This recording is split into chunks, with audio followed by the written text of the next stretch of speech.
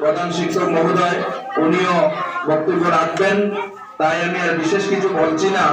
আমি এইটুকুই বলবো যে সময়টা বাকি আছে ম্যাট্রিক পরীক্ষার, এই সময় পর্যন্ত তোমরা তোমাদেরকে মনস্থির করো যে আমাদের লক্ষ্য একটাই, আমরা পরীক্ষা দিব, পরীক্ষায় উত্তীর্ণ হতে হবে আমাদেরকে।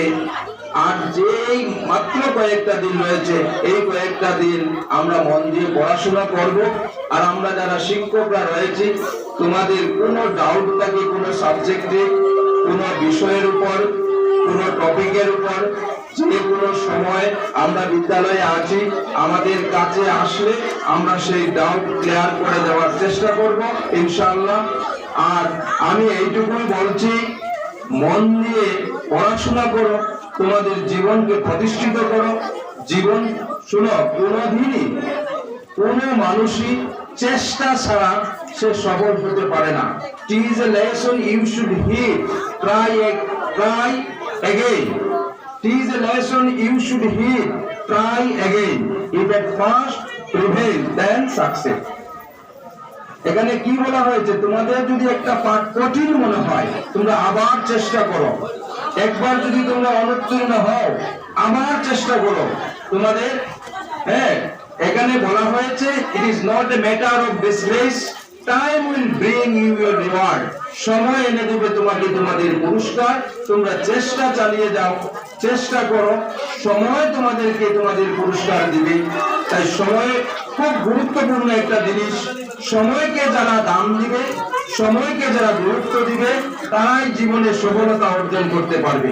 তোমরা সবাই তোমাদের সময়কে গুরুত্ব দাও, উপযুক্ত ভাবে সময়ের মূল্য দাও, সময়কে পড়ার কাছে ব্যস্ত করো।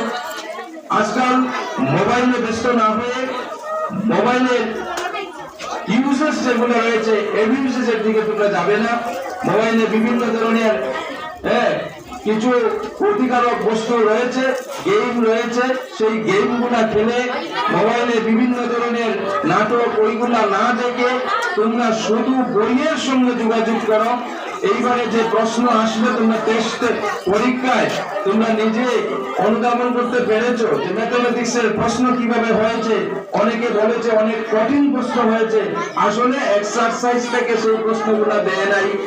সেখান থেকে প্রশ্ন না দেওয়ার জন্য অনেকে বলছে যে খুব কঠিন প্রশ্ন হয়েছে। আসলে এইবার আগে থেকে ঘোষণা দেওয়া হয়েছে এবং তোমাদেরকে আমরাও বলেছি, প্রায় সময় নিজেও এইভাবে পড়ানোর চেষ্টাও করেছি যে কনসেপচুয়াল কোশ্চেন হবে। বইয়ের মধ্য থেকে প্রশ্ন আসবে, এক্সারসাইজ পাঠের শেষে যে কোশ্চেনগুলো রয়েছে সেই কোশ্চেনের হুবহু প্রশ্ন নাও আসতে পারে, আসবে না তেমন নয়, কিছুটা আসবে। তাই তোমাদেরকে মেইন বইয়ের টপিক যেগুলা, সেগুলোকে ভালো রকম বুঝতে হবে, সেগুলোকে ভালো রকম পড়তে হবে এবং তোমাদের পরীক্ষার প্রস্তুতি তোমরা নিজেরাই নিতে হবে। আর তোমাদের ভবিষ্যৎ জীবন আরো সুন্দর হোক, তোমরা আরো ভালো বড় বড় কলেজে গিয়ে পড়াশোনা করো, নিজেদের জীবনকে প্রতিষ্ঠিত করো, এই দোয়া এবং আশীর্বাদ আমরা রাখছি।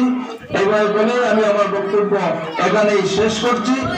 প্রধান শিক্ষক মহোদয় সভাপতি হিসাবে ওনার বক্তব্য দিয়ে সবার কাজ সমাপ্ত করবেন।